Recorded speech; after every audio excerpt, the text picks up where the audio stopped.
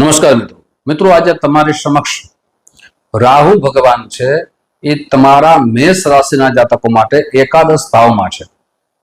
2 અગસ્ટથી આવી જશે। તો મેષ રાશિના જાતકો માટે આ 8 મહિના 2 વિભાગ આપણે રાખ્યા છે। 2 વિભાગ કઈ રીતે છે તો કે પહેલો વિભાગ છે એ 2 અગસ્ટથી લઈ અને જે પહેલો વિભાગ છે એ 11 ડિસેમ્બર સુધીનો છે। 11 ડિસેમ્બરથી લઈ અને 10 એપ્રિલ સુધીના 2 વિભાગ આપણે કર્યા છે। આ 2 વિભાગમાં રાહુ ભગવાન તમારા જીવનમાં શું પરિવર્તન લઈ આવશે? રાહુ છે બ્રહ્મ છે, રાહુ છે ઈચ્છા છે, રાહુ છે એ દગો છે, રગો છે, સાથે રાહુ છે એ સંગત દોષ છે, રાહુ છે ક્રોધ છે, રાહુ છે આળસ છે। રાહુના 2 ભાગ છે, એક શરીરના 2 ભાગ એટલે રાહુ ને કેતુ છે। આજે જે આપણે ચર્ચા કરવા જઈ રહ્યા છે એ રાહુની ચર્ચા કરીએ છીએ।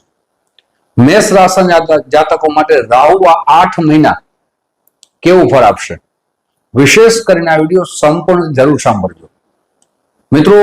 રાહુની કૃપા હોય ત્યારે અચાનક જીવનમાં પરિવર્તન મોટું આવે છે।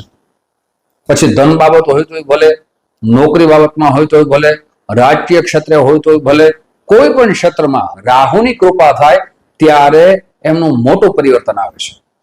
અચાનક જે આપણા જીવનમાં લાભ થાય રાહુ દ્વારા થાય છે। રાહુ એટલે શરીરના ભાગ પણ માનવામાં આવે છે। જે શરીરના પહેલો ભાગ છે એ રાહુનો છે, મસ્તક પણ રાહુમાં ગણવામાં આવે છે। તો આ રાહુ તમારા જીવનમાં શું ફળ આપશે? એકાદશ ભાવ છે એ લાભ ભાવ છે। લાભ ભવનમાં રાહુ બિરાજી છે। રાહુની દ્રષ્ટિ તો આપણે સપ્તમ દ્રષ્ટિ જોઈ શકાય, પણ એક વધારે દ્રષ્ટિ જોઈએ તો પંચમ દ્રષ્ટિ જોશું, સાથે નવમ દ્રષ્ટિ પણ જોશું। તેનું શું ફળ મળશે વિસ્તારપૂર્વક કહીશ, એટલે મેષ રાશિના જાતકો આ વિડીયો સંપૂર્ણ જરૂર સાંભળજો। હવે રાહુ તમારા માટે કઈ રીતે કૃપા કરશે, કઈ સાવધાની રાખવી? પહેલી વસ્તુ તો એકાદશ ભાવમાં રાહુ બેઠા છે, તો પહેલો ભાગ જે તમારા જીવનમાં આવવાનો છે એ લાભ ભાવ આવવાનો છે। ધનની અભિવૃદ્ધિ આપ વિચારી નહીં શકો એવું ધન આવવાનું છે। આપ મહેનત કરવાની છે, એ મહેનતનું પરિણામ તમને દેખાશે। આપને જે વ્યક્તિ સહયોગ કરતા ન હતા, આપની નિંદા કરતા હતા, આપને એમ કહી શકાય કોઈ પણ રીતે આગળ જાઓ પણ રાજી થતા ન હતા, આ જાતકો તમારા જીવનમાં હવે સહયોગ પણ કરશે અને સાથે સાથે આપના મોટા ભાઈ તરફથી પણ સહયોગ મળશે। યશ કીર્તિનો વધારો થશે, માન સન્માનનો વધારો થશે, આપના મિત્રો તરફથી આપને લાભ થશે। જે કાર્ય દરેક વ્યક્તિને કઈ ગુણ ને અવગુણ બંને હોય છે, એમ મિત્રો તરફથી સહયોગ મળતો ન હતો, એ મિત્રો તરફથી આપને સહયોગ મળશે। રાહુ તમારા જીવનમાં મોટું પરિવર્તન લઈ આવશે। હવે રાહુની પંચમ દ્રષ્ટિ જોઈએ તો 3જા ભાવમાં પડે છે, અને ખાસ કરીને લાભ શા માટે થશે મિત્રો?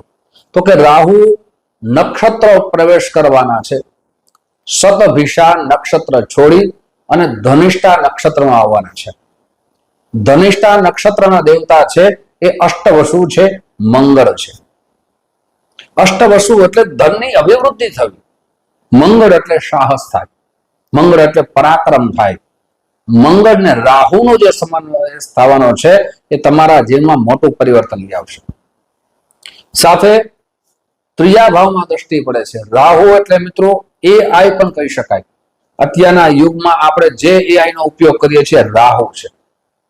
જે જોઉં છો છતાં દેખાતું નથી, જે કામ આપણે કરીએ છીએ એ કામમાં AI તરીકે વધારે ઉપયોગ કરી છે એટલે રાહુ છે। ઓનલાઈન એટલે રાહુ છે, અને એ રાહુની પંચમ દ્રષ્ટિ 3જા ભાવમાં પડે છે। 3જો ભાવ છે એ ઓનલાઈન નો બિઝનેસ કરતાનો માનવામાં આવે છે। ઓનલાઈનમાં આપણે નોકરી કરતા હોય, જોબ કરતા હોય તો ત્યાંથી જોઈ શકાય છે કે ઓનલાઈનમાં સફળતા મળશે કે નહીં મળે। 3જો ભાવ છે ભાઈ બહેનનો માનવામાં આવે છે। 3જો ભાવ છે સાહસનો માનવામાં આવે છે। હવે 3જા ભાવમાં પડવાથી ઓનલાઈનમાં જે પણ કાર્ય કરી રહ્યા છો એમાં સફળ થશો, પ્રસિદ્ધિ મળશે, આપણું કાર્ય આપને કાર્યની પ્રશંસા મળશે. સાથે હવે એની વાત કરું તો રાહુની નવમ દ્રષ્ટિ કહી શકાય એ 7મા ભાવમાં પડે છે. 7મો ભાવ છે દૈનિક વેપાર. રોજ આપણે વેપાર કરીએ છીએ જેમાં અભિવૃદ્ધિ થવાની છે. સાવધાની કઈ વાતની રાખવાની છે મિત્રો, આ એક ભાગની ચર્ચા કરું છું. વિશેષ કરીને બીજા ભાગની પણ હું ચર્ચા કરીશ, ઉપાય પણ બતાવીશ. રાહુના પ્રકોપથી કઈ રીતે બચવું જોઈએ એ પણ હું ચર્ચા કરીશ. એટલે મેં પહેલા કીધું કે મેષ રાશિ જાતકો માટે આ વિડીયો ખૂબ જ ખાસ છે. સંપૂર્ણ જરૂર સાંભળજો. સાથે મિત્રો આ વિડીયો સાંભળ્યા પછી રાહુનો ડર નહીં રહે, પણ રાહુ છે એ દયાવાન થશે. પણ કઈ રીતે, એ ઉપાય કયો છે એ પણ ચર્ચા કરીશ.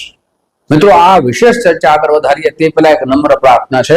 મારા નવા મિત્રો આ વિડીયો જોઈ રહ્યા છો, મિત્રો આ વિડીયો તમને ગમે તો જરૂર ને જરૂર લાઈક કરજો, શેર કરજો. પહેલી વખત મારા ચેનલને જોઈ રહ્યા તો સબસ્ક્રાઇબ કરી લેજો. ફેસબુકના માધ્યમથી આ વિડીયો જોતા હો તો મારા પેજને ફોલો કરી લેજો, જેનાથી વિશેષ જાણકારી આપને પ્રાપ્ત થતી જ રહે. સાથે મિત્રો આ વિડીયો તમને ગમે, ફેસબુકના માધ્યમથી જોતા હોય, યુટ્યુબના માધ્યમથી જોતા હોય તો એક શબ્દ મને બહુ ગમે છે, એ છે જય શ્રી કૃષ્ણ. એ જરૂર લખજો. કોમેન્ટ બોક્સમાં જય શ્રી કૃષ્ણ અવશ્ય લખજો. ભગવાનનું નામ છે મિત્રો. હવે વાત કરીએ ખાસ કરીને 7મ ભાવની. તો 7મ ભાવ છે એ વિવાહનો પણ માનવામાં આવે છે, દાંપત્ય જીવનનો માનવામાં આવે છે, ભાગીદારીનો માનવામાં આવે છે. રાહુની દ્રષ્ટિ છે એ સાવધાનીની દ્રષ્ટિ છે. આપનું દાંપત્ય જીવનમાં એકબીજાને શંકાશીલ થવાનો સમય નથી, એકબીજાને સમય આપવાનો સમય છે, એકબીજાને સમજવાનો સમય છે. જો આમાં શંકાશીલ થશો, ભ્રમ ઉત્પન્ન થશે તો આપનું વિવાહિક જીવન અહીંયા તૂટવાની યોગ પણ બને છે, એટલે સાવધાન થઈ જાય. સાથે એકબીજાના વિશ્વાસને કેળવજો. જ્યાં શંકા ઉત્પન્ન થાય તેનું સમાધાન ગોતવું મુશ્કેલ છે, એટલે ખાસ આપ સાવધાન થઈને રહેવું, એકબીજા ઉપર વિશ્વાસ રાખવો. ભાગીદારીથી બિઝનેસ કરો છો તો ત્યાં પણ આપણે એકબીજાના વિશ્વાસથી આગળ વધવું ખૂબ જરૂરી છે. આ મોટી સાવધાની છે. જો વિશ્વાસ ના હોય તો બિઝનેસ આપનો તૂટે, નુકસાન થાય છે, એટલે સાવધાની રાખવી. વૈવાહિક જીવન બગડે તો પણ જીવન બગડે છે, ત્યાં પણ સાવધાની રાખવી. હવે વાત કરીએ મિત્રો ખાસ કરીને રાહુને બીજા ભાગની. તો 5 ડિસેમ્બર પછી રાહુ છે એ પાછા 10મ ભાવમાં આવે છે. 10મ ભાવ છે કેરિયરનો છે. તેની દ્રષ્ટિ જોઈએ તો એ બીજા ભાવમાં દ્રષ્ટિ કરે છે અને 6ઠા ભાવમાં દ્રષ્ટિ કરે છે. બીજો ભાવ છે ધન ભાવ છે, પરિવારનો ભાવ છે. બીજો ભાવ છે ખાસ કરીને વાણીનો ભાવ છે. 6ઠો ભાવ શત્રુનો છે. તો મોટી સાવધાની રાખવી શત્રુથી. રાજકીય ક્ષેત્રે આપ જોડાયેલા છો તો આપની ઉપર કોઈ પણ પ્રકારનું ષડયંત્ર ન થાય, આપની બદનામી ન થાય, આપને પદ ઉપરથી કોઈ પણ રીતે હટાવવામાં ના આવે, તેની ખાસ સાવધાની રાખજો. વાણી ઉપર કંટ્રોલ કરશો તો લોકપ્રિયતા વધશે. લોકોના કલ્યાણ માટે કાર્ય કરવાનું છે. રાહુ છે મિત્રો રાજાને રંક બનાવે છે અને રંકને રાજા બનાવે છે. તો આપને કઈ પરિસ્થિતિમાં જવું જોઈએ? ધર્મ પ્રત્યે, રાજકારણમાં છો, ધર્મ પ્રત્યે એવા શબ્દોનું ઉચ્ચારણ ન કરવું જેનાથી આપની લોકપ્રિયતામાં ઘટાડો થાય. આવા શત્રુઓ તમારા તરફ ષડયંત્ર કરી શકે છે, સાવધાન થઈ જાય. આપને મોસાળ તરફથી લાભ થશે, જોગમાં લાભ થશે, કેમ કે રાહુ 10મ ભાવમાં આવશે, એટલે એ 10મ ભાવ કેરિયરનો છે, કર્મનો છે. અને 6ઠો ભાવ છે તે પણ જોગનો માનવામાં આવે છે. આપના જોગમાં, નોકરીમાં પરિવર્તન અવશ્ય આવશે. એક સ્થળેથી બીજા સ્થળે જવાનો સમય છે. પછી કોઈ પણ નોકરી કરતા હોય, બેંકમાં નોકરી કરતા હોય, ગવર્મેન્ટમાં નોકરી કરતા હોય, અથવા કોઈ પણ નોકરી કરતા હોય, તેમાં પરિવર્તનનો સમય આવી રહ્યો છે. પણ પરિવર્તનમાં સાવધાની રાખવી જરૂરી છે. સાથે 10મ ભાવ કર્મનો છે. કર્મને આપણે સારું કરવાનું છે. પરિવારમાં કોઈ પણ પ્રકારના ઝઘડા ન થાય તેની સાવધાની રાખજો. બીજમ દ્રષ્ટિ છે તો 8 મહિના તમારા માટે સાવધાની પણ છે, લાભ પણ છે. વિશેષ કરીને આપણે ચર્ચા કરી છે. હવે વાત કરીએ ઉપાયની. મિત્રો ઉપાય તમારી સમક્ષ રાખો તે પહેલા એક ખાસ સૂચના પણ છે, ખાસ ઉપાય પણ છે.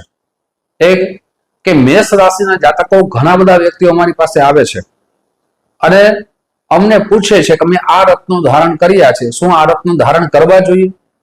મને ઘણા બધા વ્યક્તિઓ રત્ન બતાવે છે. હું તમારી સમક્ષ એક રત્ન રાખું છું. આ મંગળનું રત્ન છે, જેને મૂંગા કહેવાય છે.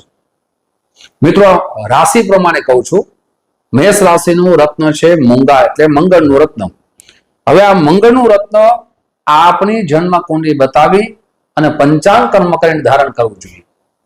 ઘણા બધા મિત્રો આવા નંગ પહેર્યા હોય પણ પછી અમને કહે છે કે આનો અમને કોઈ લાભ મળ્યો નથી. તો સૌથી પહેલા કોઈ પણ રત્ન ધારણ કરો મિત્રો, તો એ રત્ન કેટલા કેરેટનું પહેરવું જોઈએ, એનું પંચાંગ કર્મ અવશ્ય કરાવવું જોઈએ. પંચાંગ કર્મ એટલે કે જે રત્ન ધારણ કરો છો, જે ગ્રહના, એનું જપ અનુષ્ઠાન કરાવવું જોઈએ. પણ આપણે કરતા નથી. કેવલ દૂધમાં સ્નાન કરાવી, જલમાં સ્નાન કરાવી, પ્રાણ પ્રતિષ્ઠા કરાવતા નથી, કોઈ બ્રાહ્મણને જ્યોતિષ આચાર્યને પૂછતા નથી, ને ગમે તે રત્ન ધારણ કરી લે, ગમે તે જગ્યાએથી રત્ન ધારણ કરીએ તો એનું ફળ ન મળે. મિત્રો, મંત્ર છે, એ મંત્રનું ફળ ક્યારે મળે? જ્યારે કોઈ પણ વ્યક્તિ અનુષ્ઠાન કરે અને અનુષ્ઠાનના જાણકાર વ્યક્તિ હોય ત્યારે એનું ફળ મળે. મિત્રો, સામાન્ય એક દાખલો આપ તમારી સમક્ષ રાખો કે આપણે ડોક્ટરની ડિગ્રી ન હોય અને ડોક્ટરનું કાર્ય કરવા માટે યોગ્ય છે, એમ જ્યોતિષ આચાર્યને મળી અને એ જે રત્ન કહે અને એ પૂજા કહે એ રીતે ધારણ કરવું જોઈએ. હવે વાત કરીએ મિત્રો ઉપાયની, તો ખાસ કરીને રાહુ માટે ઉપાય બતાવું છું. રાહુ માટે આપણે શું ઉપાય કરવો જોઈએ? તો કે આપણે ડમરું લેવાનું છે. એ ડમરું છે ને મિત્રો, એ શંકર ભગવાનનું જે વાજિંત્ર યંત્ર છે. જેમ કૃષ્ણ ભગવાનને બાંસુરી બહુ પ્રિય છે, એમ શંકર ભગવાનને ડમરું બહુ પ્રિય છે. અને આપણે ઘણી વખત જોયું પણ છે. તમારે એક ડમરું લેવાનું છે, પછી ઓનલાઈન લ્યો તો પણ ચાલે, ઓફલાઈન લ્યો તો પણ ચાલે. અને એ ડમરું તમારા ઘરમાં બુધવારના દિવસે ખાસ વગાડી, શંકર ભગવાનના મંદિર છે ત્યાં વગાડી અને શંકર ભગવાનને અર્પણ કરી દેવાનું છે. સાથે શંકર ભગવાન માથે કાળા તલ અને ગાયના દૂધથી અભિષેક કરવાનો છે. જો પ્રતિદિવસ કરો ઉત્તમ છે. પ્રતિદિવસ ન કરી શકો, ડમરાનો ઉપાય છે એક જ વાર કરવાનો છે. સાથે આપને દર બુધવારે ભગવાન મહાદેવના મંદિરે જઈ કાળા તલ દૂધ અર્પણ કરી ઓમ નીલકંઠાય નમઃ આ મંત્રના જપ કરવા જોઈએ. પછી 1 માળા કરો, 5 માળા કરો, એ આપના ઉપર છે. સાથે બુધવારના દિવસે લીલા રંગની વસ્તુનું દાન કરવું જોઈએ. કૂતરાઓને બિસ્કિટ અથવા રોટલીઓ અવશ્ય ખવડાવવી જોઈએ. જો આપને બુધનો મંત્ર આવડે અથવા મિત્રો ઘણી જગ્યાએ બ્રાહ્મણો પાસે અનુષ્ઠાન કરાવવું જોઈએ. બ્રાહ્મણો પાસે અનુષ્ઠાન કરાવશો તો એનું ફળ અધિક મળે છે. શું કામ? એના એ જાણકાર હોય છે. આજે તમારી સમક્ષ મેં સરળ ઉપાય પણ રાખ્યા છે, વેદોક્ત શાસ્ત્રોક્ત ઉપાય પણ રાખ્યા છે. મિત્રો, આવી જ જાણકારી તમારી સમક્ષ મૂકતો રહીશ. આપ જે પ્રેમ આપો છો એ પ્રેમ બદલ આપ સૌનો હૃદયથી ખૂબ ખૂબ આભાર વ્યક્ત કરું છું. ફરીથી મળશું. જય શ્રી કૃષ્ણ. મહાદેવ.